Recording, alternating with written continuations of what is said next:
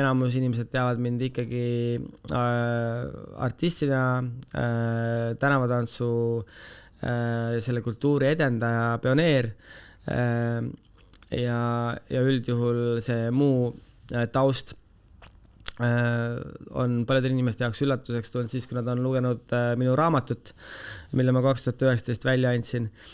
Et siis nad näevad, et tegelikult ma olin nagu kahevõitleja, ma olin maadleja samal ajal, kui ma tantsisin.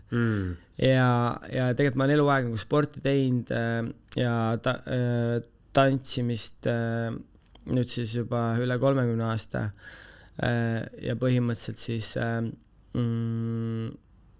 et kui sa küsid, et kuidas ma selle kõige juurde sain, siis oli see, et mul sai lihtsalt kopp ette. Tahtsid midagi muud teha? Mul oli nagu see jah, et ma nagu tundsin, et ma isegi tänaseni tunnen, et ma olen Eestis, ma arvan, nii palju panustanud Eesti mingisugusesse kultuuri, mis on alahinnatud, kuid täna on see popkultuur, kus kõik lõikavad lõivu. Et mina ei saanud lõivu lõigata, ma sain nagu, kus näidati näpuga, sellepärast, et me tulime XXL riietega välja, tegime mingit asja, mis oli enamuste jaoks võõras. Täna enamus lõikavad selle pealt lõivu. Ehk siis jah, et ma tunnengi, et see tunnustus või mingi asi on nagu saamata selle töö eest, selle suure töö eest, mis on tehtud, et ma olen tegelikult ju 20 aastat Eesti noorsoo tööd suunanud, mõjutanud, kaasa arvatud siis tänavatantsu kultuuri edendanud, kus on 10 000 inimesi käinud läbi selleks, et kui oleks teil valik on, kas istuda Viru keskuses või tõmmata ennast segi kuskil, siis see episood, ehk siis see kool on aidanud väga palju nagu noori. Ja siis kuidagi nagu selle nurga alt kunagi öeldi mulle, aga mis sul viga, et sa terve elu ju tantsinud, et sa ju teed seda nagu une pealt, et see on ju ülilihtne sulle. Ja siis ma ütlesingi, et okei, et ma alustan siis midagi uut. Kõlab nagu see mingi kihvedu. Ja nagu umbes on ju, et nagu, et mul jäi siuke tunne, et inimesed tegelikult päris täpselt ei tea, et tegelikult on kõik asjad, mida ma puudutan või mida ma tegema hakkan, on kõik ellu ärganud. Nii ettevõttes kui erinevate valdkondades, mida ma tänaseks teen, siis oli see nagu challenge mingis mõttes, et kas ma suudan täpselt samasuguse turunduse ja müügiga teha ennast jooksuga samma auku, nagu ma suutsin seda tantsimisega teha.